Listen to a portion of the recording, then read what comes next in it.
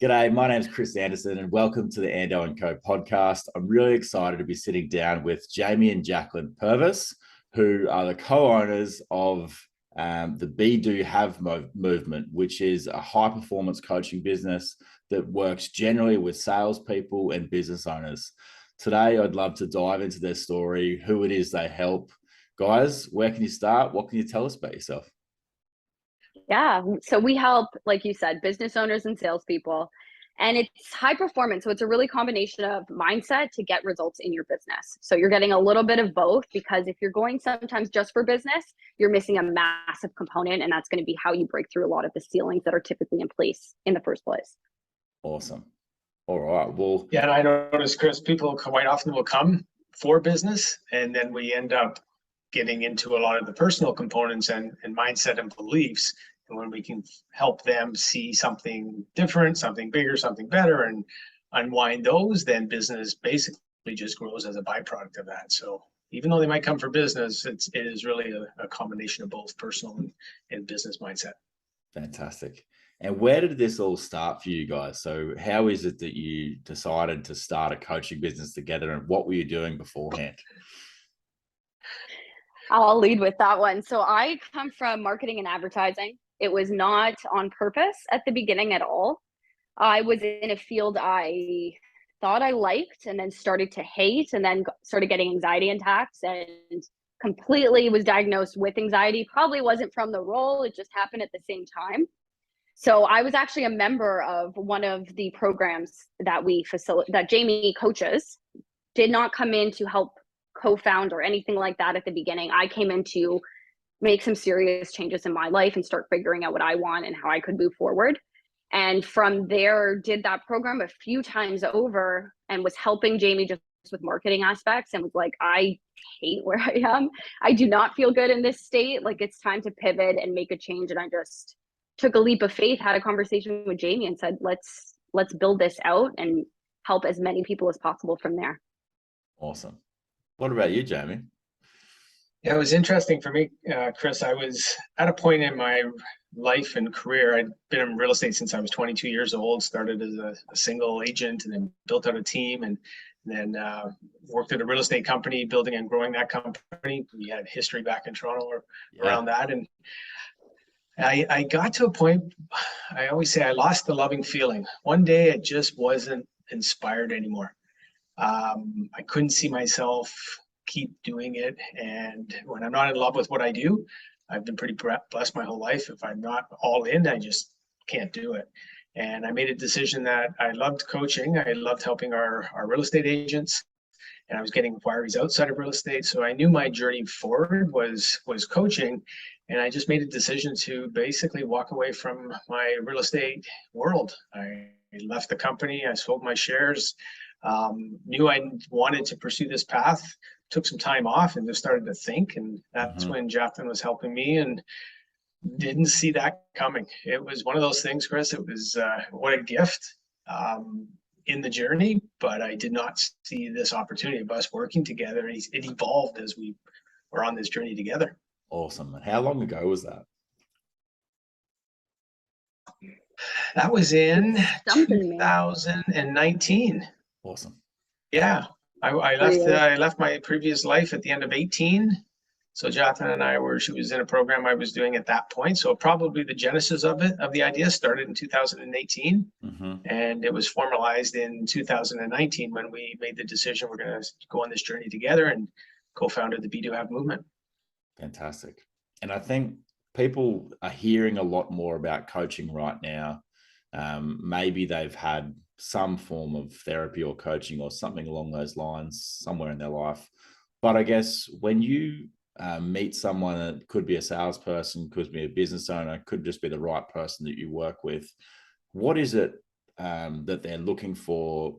What is it that you sort of generally facilitate? And what's the journey that they generally go through where they get to a point where they start achieving the goals that they were initially looking for, and start breaking through some of those barriers, I suppose? How do you generally see the growth of your clients over the time that they're with you?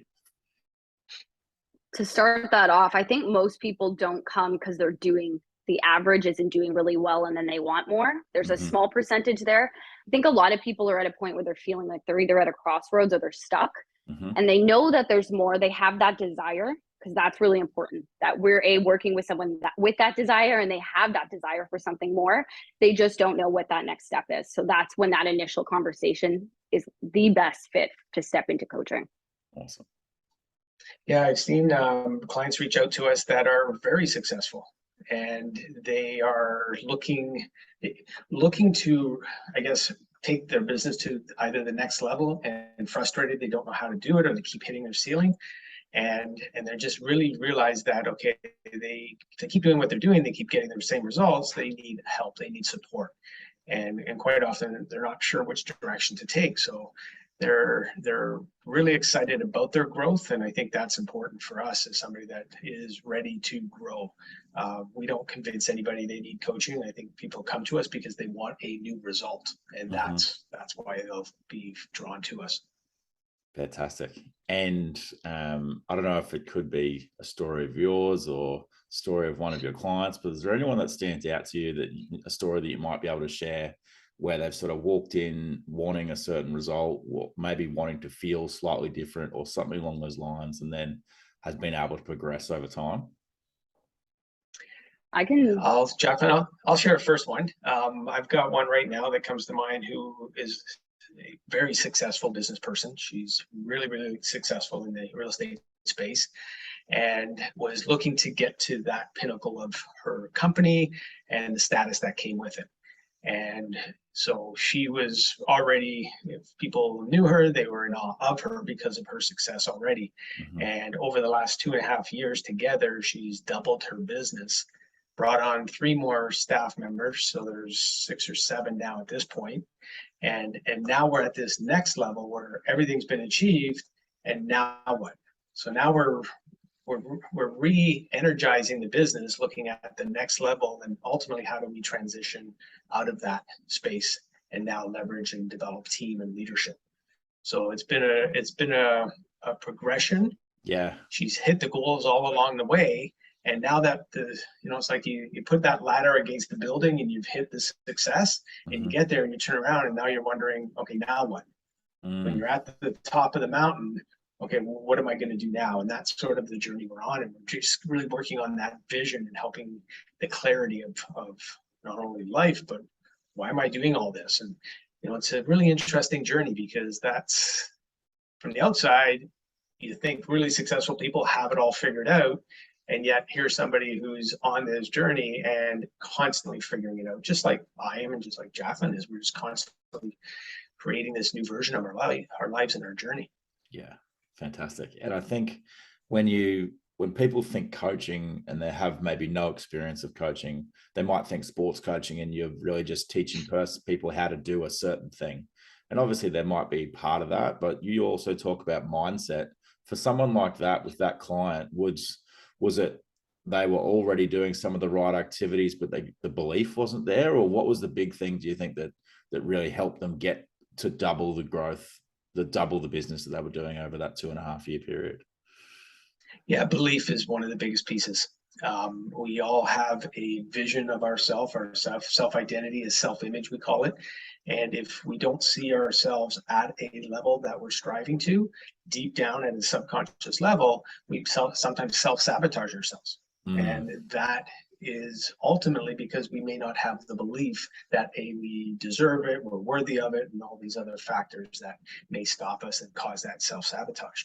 So when we can help you see that, yes, you deserve it, yes, it's possible, it's always easier than we think. And a lot of times we think we have to have it all figured out before we start, but we've come to learn the journey is one step, and then the next step, and then you'll figure things out, and then people show up in your life that help you get to where you want to go. Yeah. And that's really the fun part, is just figuring it out how to get there. But we just have to start. Yeah. And it's almost just knowing that when you make that first step, that almost like the step will appear when it needs to, like you step on the next one, and then not knowing what's going to happen with the next step, something appears there and it just sort of works out. Yeah. Fantastic. And Jacklyn, you mentioned that you had maybe a story that you could share.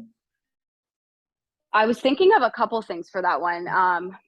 But I remember speaking to one of our clients, and this is after they had finished coaching. And as much as they got, I think it was a 20-30% growth in their income, it was how much their life had changed throughout the process. And that's why we focus so much on, like, it's high performance in a way that it's not just the business where you're going to see changes. And they had lost weight and done all these other things in their personal life that you definitely didn't sign up for coaching for at the beginning. So it's really cool when you get to talk to them afterwards and see in full circle how much it has impacted every single part and aspect of who they are as a person. And I think the interesting thing about, and some people may have struggled to develop that vision for themselves at one point, but if you have a vision for yourself as a high achiever in the future, it could be that also includes that you look better, you sound more confident when you speak with people, and that includes dropping weight over time as well as making more money. Do you know? So it's you can't have half the vision. You've got to sort of like achieve all of it that you've put in front of you. But so I guess when you think back on the work that you did previously, Jamie, with real estate agents, and it sounds like you still deal a fair bit with real estate agents. Is that right? Yeah, about 50% of our clients are real estate. That's the world I came from. It's actually getting smaller and smaller because now we're branching out into other space. Awesome. But I'm still pretty tight to the real estate space because that's what I've done for my entire life. Yeah. And I guess when you think back on, well, how long was it in your real estate? Like since you were 22, so probably what, 30 years or so? Almost? Yeah, over 30 years in real estate. And I remember as a single agent almost getting divorced because I was never there. So there was a pinnacle moment in time realizing, okay, I have to do something different. Yeah. Started to build out the team, got to the next level where, we still had all this success, and I realized I wasn't fulfilled.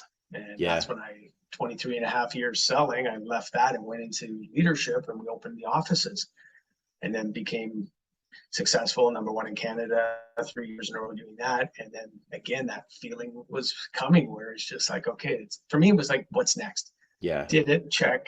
Yeah. What's next? And this is my journey. And I see a lot of people doing it. And I think over the years, I learned, Chris, in real estate and in personal development that if you feel it, there's something inside of you that's calling or telling you this is the direction you should go. You either follow it or you suppress it. And you can suppress it for a period of time, but eventually it's going to eat you up. And it shows up in happiness in a lot of cases. And I just wasn't happy as much anymore. I don't like that feeling. I don't live in it too long. But when it happens, I know something's got to change. And then I just have that faith that, okay, I'm going to figure it out. Awesome. And I guess, so you've been able to branch out now into working with less real estate agents. So you still focus on real estate agents, but also looking at a whole lot of other businesses. If you like, for me, I work in real estate. I met you in real estate in Toronto, Jamie. It was a great experience for me to be able to meet all these amazing agents while I was over in Toronto working with Keller Williams and with other businesses. But I wonder when you've sort of, that experience, you deal with salespeople outside of real estate. Is there something that a real estate agent does that you notice that's just natural for a real estate agent that you don't see so much in salespeople or business owners outside of that industry? Well, real estate agents are a unique breed, that's for sure.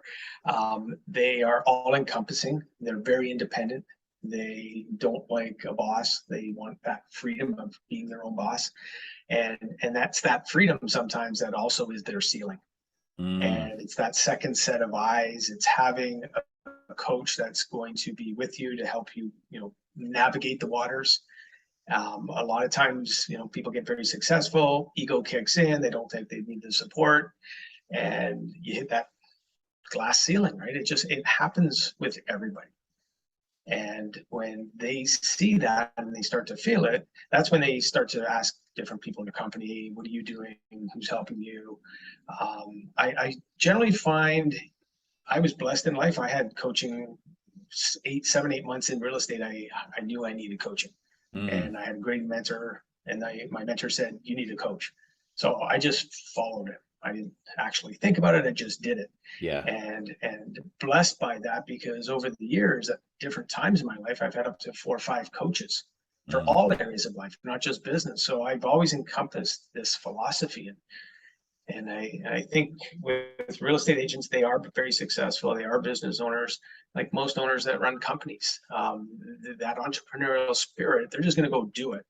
But a coach is going to help you from a bird's eye view to help you get where you want to go faster, so you don't have to put in all that time and energy. Yeah. And I think interesting for me, having grown up in Brisbane, when I got to Toronto, it seemed like everyone was working with a coach. Everyone was talking about coaching. Maybe it was just something that I was reading about and it felt like everyone was talking about coaching. But especially with Keller Williams, everyone was focused on personal development. There were coaches inside the business. People were talking about all these different things, and everyone seemed like they were getting assistance.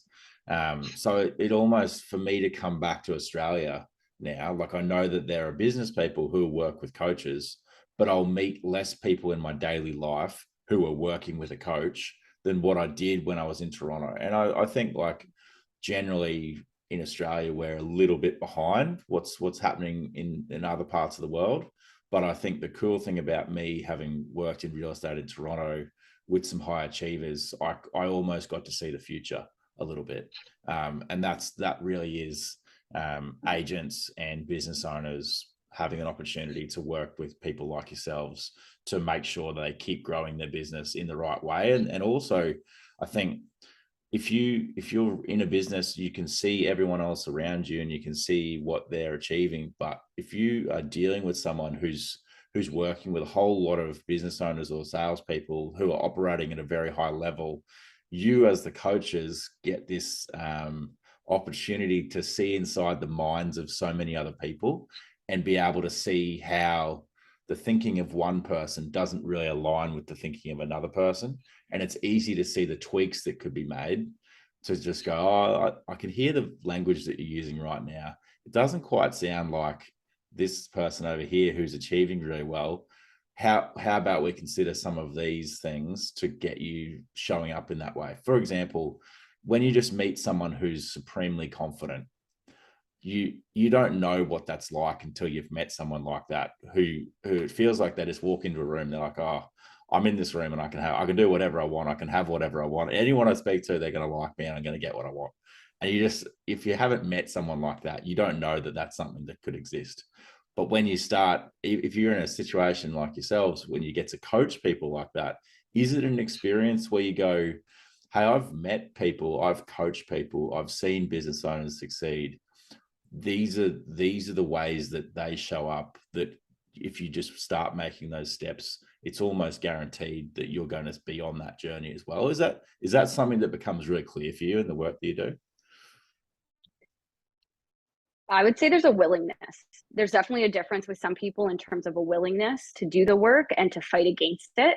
And then it's action. Like something that we focus on, I don't know if I brought that up here, but it's called the be do have method. Yeah. And the first thing is really, who do you want to be? Who are you embodying? What are you showing up as? What are your skills? Like, how's your attitude in the situation and your behavior? And then it's okay, what do you want to do? But if we skip that first piece, that's where you're going to see the differences of those two types of people you just described. Interesting. And so yesterday, Chris, I had a conversation yesterday with an Olympian, Paralympian. Yeah. And just hearing the mindset of somebody who made a decision that wanted to be in the Olympics and one of the best in the world at her sport. Yeah. And when she was first stepping into that space, she said she was having this conversation with herself and she was practicing and she was putting herself down. And right beside her, there was a previous medalist, heard what she was saying and literally tapped her on the shoulder and said, I never want to hear that again. You never talk to yourself that way. And if you are, get out, because we don't want that around us. Yeah. And it was that moment in time where as she said it, I could feel it as if I was there. And it's that champion mindset and having that willingness to just whatever it takes. And it starts here. It just starts with the 6 inches of real estate between our ears. And for a lot of people, myself, I led this journey because my parents raised me, they loved me, they give me everything they had, but they can only give what they have. So I had to develop a lot of things over time. Just like Jacklyn, like we've impressed ideas upon her, and yet still messed it up. Yeah. Right. And now we just realize, okay, if we're having this self-talk and it's negative, how's that impacting our results? So what coaching does, and I pick up on it, Jacklyn picks up on it, we will help people, first of all, help them start talking different to themselves. And as you do that, you build your belief. And Chris, I know in Toronto, you surround yourself with some very successful people. And there was no option, right? Like they just constantly, they would never talk down to themselves. They always were looking forward. They were always striving to become the best at what they did. And that's, I think, the willingness and the awareness around, what do you want? What do you want for yourself? Do you have crystal clear clarity of exactly what it is you want to achieve? And when you do, and now the goal is, if you believe it, we help you with belief, and then you have to step into doing the things as if you've already achieved the goal. That's the be, do, have process. You live from the goal, we don't live to the goal. And do you find these people who come in and they're wanting to, they know that they're not quite happy, they know they're wanting to achieve more? Is it obvious for a good portion of people that they're just not really clear about what they want? Go ahead, yeah, that's a good one. Because even when I started in this journey, Jamie used to ask me that, obviously, because you need to figure that out. That's a huge part of what we do, because the majority of people don't know. And I couldn't answer that question for a long time. It used to be like, you can almost feel resistance if you're not clear on how to answer that. So a massive chunk of what we do is, let's get crystal clear on where you actually want to go, because the average person doesn't really know. They might know one step ahead, but what's after that? Like, what's your 3-year plan, potentially your 5-year plan? Like, that's a really hard question for a lot of people to answer. Awesome. And Chris, you've probably experienced this. So most people don't have an idea of what they truly want. And a question I always ask everybody is, if time and money was not an option, how would you be spending your days? Yeah. Because we get caught up in that time, and we get caught up in the money, and we're surviving.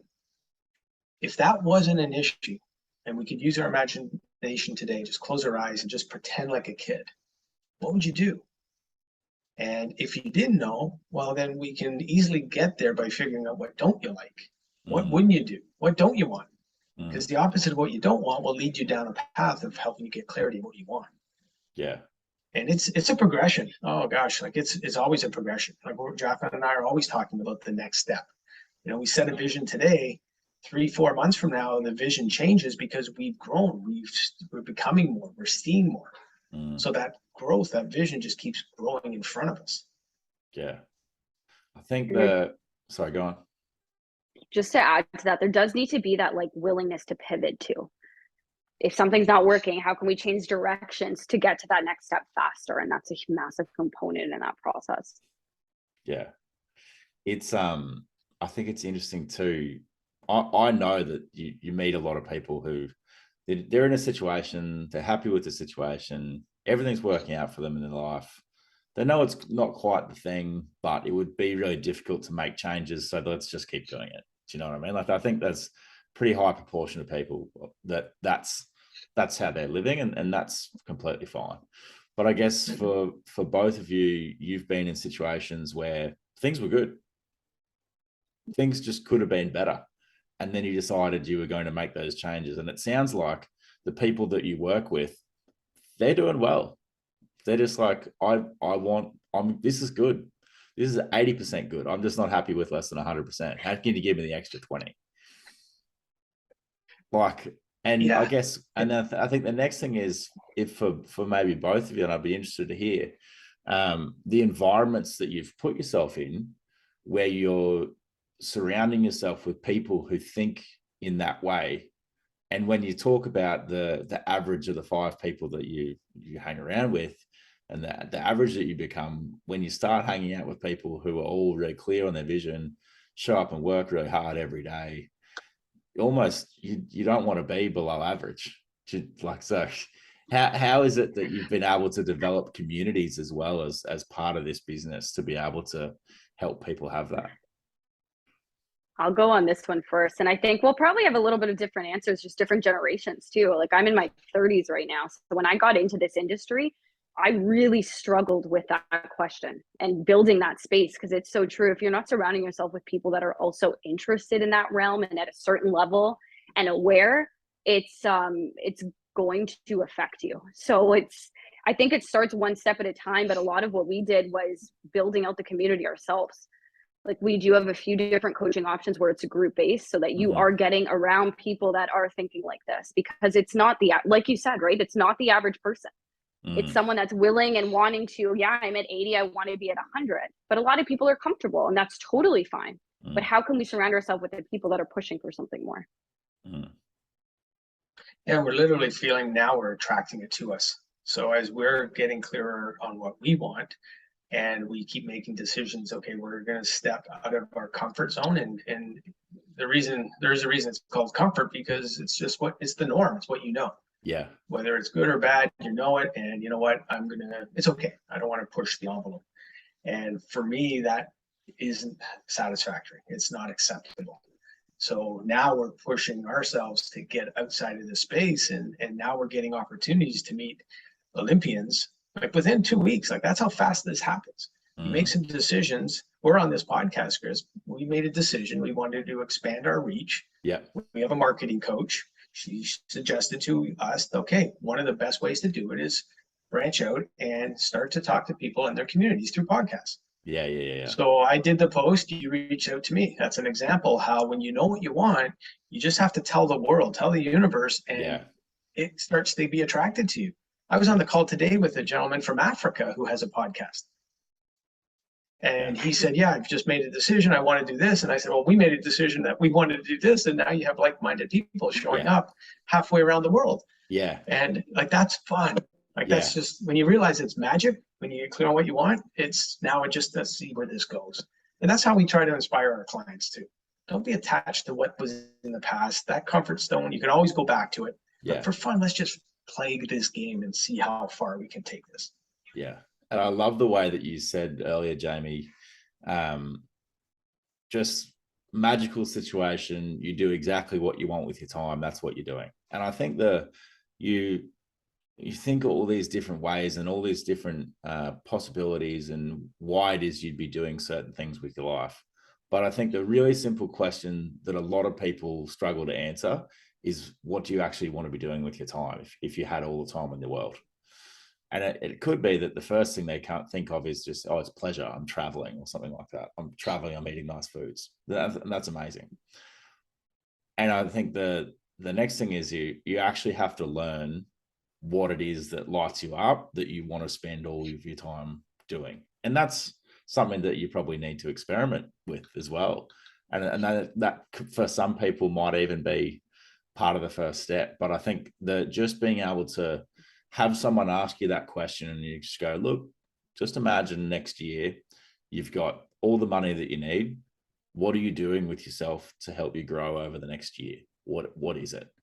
And I think it's interesting. A lot of people might not be able to answer that question easily, to know with clarity, that's what's going to help me grow and allow me to do exactly what I want with my time. So, but I think it's a great way for you to position it and say that you've got to, like a mate of mine said to me, he said, oh, let's catch up for lunch. Oh, I can't make today. He's like, oh, that's fine. Life is long. And I was like, life is long. That's quite a nice saying. Yeah, it was just a really easy thing to remember. Like, we can catch up another time. But it is like we've got potentially 50 years ahead where you could be doing exactly what you want with your time, with exactly the people that you want to hang out with. And I guess the cool thing that you allow people to do is get really clear on who it is they want to be spending their time with and how it is they're going to be doing the actions to help them achieve the vision that you've helped them create for themselves. So that's amazing. And we have different perspective. Jacklyn's in her 30s and I'm in my late 50s now. And I'll be straight up with you, Chris. Last year, my wife was diagnosed with breast cancer. Sorry. And thank God everything's good. The journey mentally and emotionally that we went through, and everybody knows somebody. So this touches, I think, pretty much everybody in the world. The clarity that came out of that is time is of the essence. We think we have a long time. When I was in my 20s and 30s, I would follow up with potential clients forever and say, don't worry, I've got a long life ahead of me. Well, I'm closer to the end of the runway. I'm going to be 120, so I'm getting closer, but I'm at the closer to the end of the runway to Jacklyn. Yeah. And now we live with this philosophy, time is of the essence. So my wife and I we're not delaying. We decided last year we're escaping winter in Canada. We don't like winter, we're out. And you know what? When you decide to live life that way, urgency kicks in. Yeah. And I think that's the spark that we can bring as coaches and other coaches in the world. Chris, you do it with your clients, right? Urgency. If we can bring urgency to our life and decisions we make, we get into movement. And now we start to progress to doing what we want to do. And that's the journey for us right now. Like you don't have time to wait. Life, we don't know how long we have. And God bless all of us, we live to 120. Yeah. But I'm not going to have regrets, and I'm not going to live for somebody else. I'm clear on my life. And I think one of the biggest joys I have is helping somebody get that clarity, sparking that vision in their eyes. And you can see it, where sometimes people get so emotional because they've never thought about this before. And we provide that space where they can be safe and now live in that and start to let that materialize and live in those feelings and start to dream like a kid. Like, best examples are kids. Look at a 6, 7-year-old and ask them what they want for life. Boy, they'll give you a list of things. Yeah. Oh, I think that. So why don't we do that? Yeah, and I think that the interesting thing with dealing with a kid is that generally they can say whatever it is that they think they want, and they have no expectation that they won't achieve it. Like, that's right. I'm going to be an astronaut. Of course, I'm going to be an astronaut. Like, what else would I do? True. Yes. Whereas you, as adults, we sort of get beaten down and have a few things don't work out for us, and we're like, oh, well, maybe I can't do that. I'm like, well, is that true?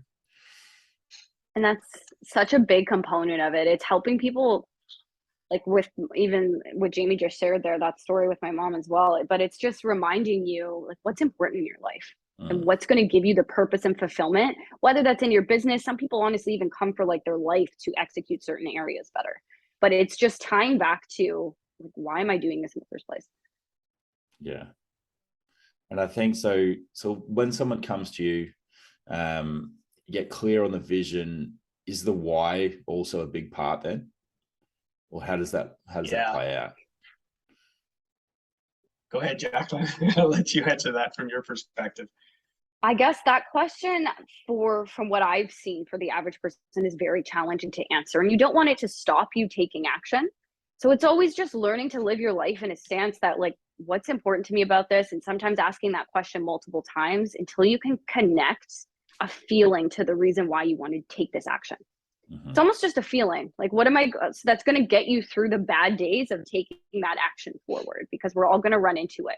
So it's helping us build that momentum piece for when stuff hits the fan a little bit, because it's bound to happen. Nothing's going to be executed perfectly. So how can we connect back to our reason and our feeling and our motivator behind it to continue anyways? Awesome. And I find, Chris, when we're really connected to why we want something, why we're doing it, that allows us to not stop. That allows us to continue in persistence, to be consistent in what we're going to do. We're not going to let somebody that says no to us stop us. We're not going to let somebody that says, oh, you can't do it, you're too short. That's what I got playing hockey. You're too short. And I let people sell me on that.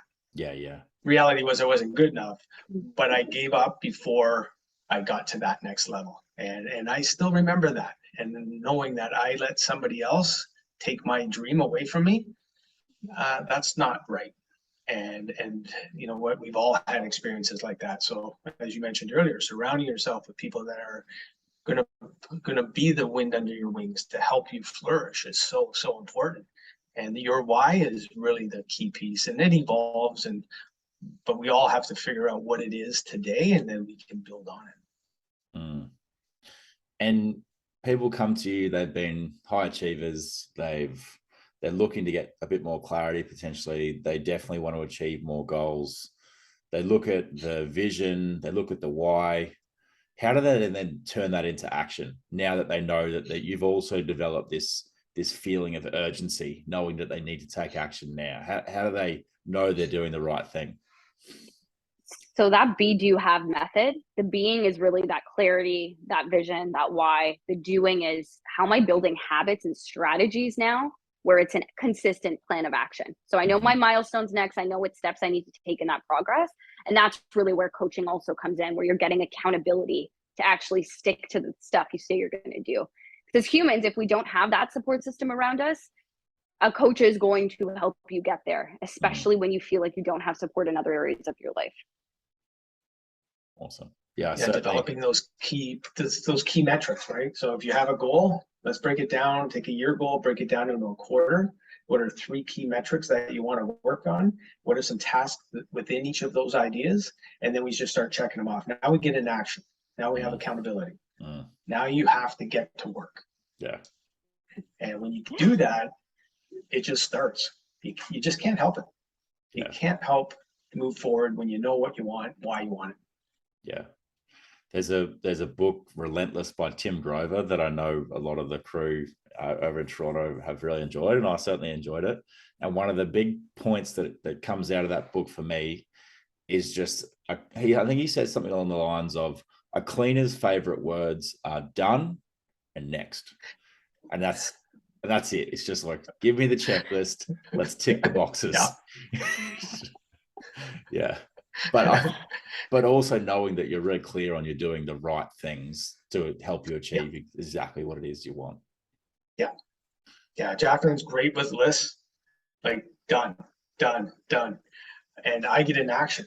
Yeah. So our personalities are a little bit different. Like I'll just jump into action without the list. Yeah. So but then I look back and I have all these projects on the go. So it's a combination of both. And that's why the goal process that we've worked on and work with our people with is just really helping them on one sheet of paper. You can plan it out and call it the napkin exercise. Yeah. Have your goal, have your vision, break it down into 3 key areas you want to focus on, and now what are tasks within each of those. So you can write that out on a 4x6 napkin, and there you go. There's your business plan. Jamie, I also sorry, go on. Go ahead. I said, Jamie, I also really like shiny red balls. Like I just jumped into I was just like, look, another thing. Yeah, so I can appreciate that. And I'll just get started on things like, I'm not meant to be doing this. That was just seemed really exciting for the time. It drives me nuts, guys. Yeah, Jacklyn, she gets hives when she hears what I do. Sorry, Jacklyn, I cut in. It's okay. I was just going to say that's really a key focus, though, is helping also people get, okay, what is it we want? And then how do we simplify it? Because when stuff's super overcomplicated, I know some other coaching companies, it's like super detailed outline plans. How consistent are you going to be with that? Simple is easiest at the end of the day. So let's make it simple so that they're also getting framework to do this themselves. Yeah.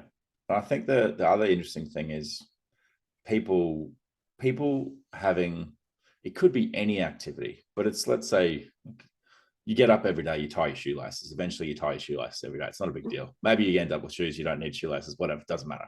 But you do a little activity, and it could be 10 sales calls or something like that. And then you do that every day for a year. You know that you've built that habit. You can sort of flex that muscle. It's easy to do. Every day you get out of bed, you do it. But it's almost until you've developed a habit like that, you may even have the belief that you're not good at habits. You're not good at showing up every day to do the work. And I guess, is that what you find, like people who come to you, and I know this is something for me, if I have like when I worked at Tsukasa, my boss said, you speak to 100 people every day. And I went, okay. Yeah, it was $700 on Mojo. And it was like, all right, this is just what I do. I didn't know it was weird. Like I got the chance to speak to a couple of guys who did that. And I was like, oh, this is just what everyone does. Like, it's not all right. This is how real estate is. And then I realized that that was a reasonably high level of activity. And then when I was doing it on my own, I couldn't hold myself accountable to do it. I just couldn't easily do it. Even though if I was in a job and my boss said, this is just what you do every day, I was like, oh, okay, this is what I do. So that's where a coach steps in and goes, mate, like, you can do the work, but all you need to do, we need to make sure that we set up a system where you do it. And I tell you at the end of the week, you haven't done what you said you were going to do. That's not going to work out for you. If you've told me your goal and your reason for your goal, like where do you want to fix this next week, kind of thing. So I think having that, like, I certainly appreciate having learned a little bit about coaching, had some coaching, have access to people who you've been really open with, and they know exactly what you want, why you want it, and how you're going to get there.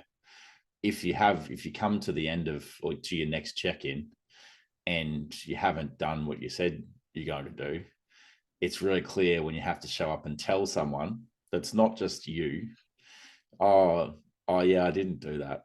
I didn't eat healthy this week. You know, I went to KFC 3 nights of the week because I felt that I could. You're like, well, you had a weight loss goal. What's going on here? Do you know? Yep. Do you find that there are times along the way when people slip, where they just say, I really need you to help me get back on track? I slip every week personally. Yeah. So I think it's just normal and natural. Yeah. I think there's very few people in the world that bang it out every single week of their life, every single day. Like, life happens. So if we can get to a point where we're hitting what we wanted to get done 80% of the time, you do whatever you've planned out 80% of the time, you're going to get results that are basically 80% of what you want. Yeah. And now to go from 80 to 100, or it's just some fine tuning. But like you said, Chris, that habit, if it's not there, how are we going to build on it if we haven't created that base foundational habit yet? So when we can get a base and then we can build on it, then that's something that sometimes, quite often, is all it takes. I had a real estate client last year. They hit all their goals by the end of September, or no, by the end of August. So they were like, you know what, we're good. And they were literally mentally shut off, and they were just going to roll out the rest of the year. And that was their habit. So what we implemented was this idea for fun. I always like this. Let's just do it for fun. Because if this isn't fun, then it's going to be a grind for most of us, right? So for fun, let's just see what would happen if we did this. There's two of them on the team, and they committed to 3 calls a day. It's not a lot. Yeah, right. 3 calls a day. 3 sales calls. And 3 sales calls a day. And they're to their database. Yep. That's all they did. Yep. They had their best quarter in their career. Holy. Yep.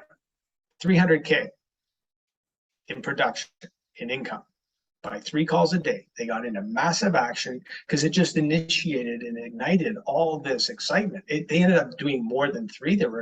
Both of them were basically doing 6 a day. They were doubling it. They doubled down as they got excited and were moving on it. But they basically created this huge momentum, and that just carries over into the next quarter, right? And rolled into the beginning of this year. So instead of 3 calls a day. Yeah. So instead of saying I'm on holidays from the end of August till December, they just said, all right, well, every day I need to at least show up and do 3 calls. And then we're like, oh, we're actually getting results off 3 calls. Maybe we should do more. And that's a big thing of it, though. They're telling me. So it's helping people see where they can build the momentum. Like, as much as 100 a day, when you said that, I was like, that sounds freaking amazing. But let's get people started so that there's consistency. And then when they're getting up to that number, they're also consistent at that spot. Some people aim super crazy, like wanting to start tomorrow. But if you're not building that momentum up, what's the longevity of that habit? Yeah. And I guess when I say 100, that was just straight cold calls. They're not people from the database. They're just people hopefully become database. But yeah, if you're speaking to, I think the other thing is, if you're only making 3 calls in a day and you told yourself you're only going to make 3 calls, you don't waste your calls. You speak to the right people every day who you know are the right people to speak to, because you want the 3 calls to actually go somewhere. If you know you're going to make 50 calls, some of those calls might not be all the right calls. You need to have like made the right calls first to make sure that you got what you wanted for the day, and then sort of do the rest. But yeah, if you're only doing 3, then maybe you just do the 3 exactly perfect calls. That's so insightful, Chris, because what they were doing is they were connecting with their people. So they were actually having conversations. I did a lot of cold calls. Yeah. Right? I used to burn through that. I've done that. Yeah. Years of it. They were connecting with their people. So when you connect with somebody, that's like going out for dinner. Yeah. You're out for dinner with your friends. You're there for a couple hours. You're talking about everything. And as you do that, now you're connected. Real estate's a byproduct. Business is a byproduct of the human connection. And that's what I think allowed them to get into this space where they knew they built their business on referrals. So they had this fundamental belief that referrals always come to them. Yep. And then all they had to do was just connect with 3 people they already knew. And they just got into, there was no pressure. They were in the flow. They were just connecting. They were just listening. There was no sales happening to anybody. Yet it just came through and it all came back to them. So yeah, what you just shared is so powerful because you were present for those calls. Yeah, it's interesting. There's a book that I've come back to a couple of times called The Go-Giver. And it's just a little Bob Burg story that basically trains the habits of what a good salesperson should do. And I just remember a certain section where they talk about this guy who works in his office, looks like a uni professor, wears a tweed jacket, has these really long, rambling sales calls with people, and he is the connector. But that's what he does. He just connects with people, puts them in touch with the right people, and business gets done. And he does this for fun. So yeah, it's like you say, Jamie, like these are 3 sales calls, but they're not rushed. Hey, do you want to sell? No. Yeah. Okay, we're done. I don't need to talk to you. That's next. Yeah, that's not the conversation they're having. Yeah. Yeah, it was very powerful for them. Very powerful to experience that, and knowing that they were going to quit on the year and then had that success, like that's life-changing. And that's what we love to do, is we love to help people have that transformation in their business. And they own it. Like I always give credit to our clients because they did the work. Yeah. Our job is just to see maybe a little bit further down the road than where they are, help them navigate the waters and help them stay in their lane. And most people are very accountable to themselves. You've got to be accountable to yourself. And like you said, Chris, when you're in an employment role, most salespeople in jobs, they do what they have to do. They do those sales calls. They do that lead generation, those business development calls, because they have to. It's their job. You get into independence, whether it's real estate, insurance, financial planners, they have more independence, autonomy, and therefore maybe they don't do that. So that's why coaching is so important. Mentoring is so important. Yeah. It helps provide that accountability and system for you. Yeah. I think the interesting thing too, I started in Toronto in financial planning. So I sold mutual funds and insurance with Investors Group. And same thing. Oh, you're going to make your sales calls. You're going to do your conversations. Had the people who ran that business met the people who ran Keller Williams and met the agents and seen how much more work they do than the financial planners, all of these financial planners would have been making more money because they would better understand the systems to find the numbers, to make the calls, to have an understanding of what's a good number of sales calls per day, to be around people making a different level of money. Suddenly, again, just to live up to the average, people would have been achieving differently. And I was in a high performing office, but I wasn't around people who were as high performing as the people I was around when I switched to Keller Williams, who were doing a lot more work. So it's interesting, again, being able to be in these communities with people to see high achievers, to see what a high achiever is able to do on a daily basis and how productive they can be and what they, and even if it comes to, Jamie, knowing that that high achiever may have done a whole lot of things during the day to tick some of the boxes, and then they can slow down on calls with clients to just connect, knowing that somewhere in the future that connection is going to pay dividends.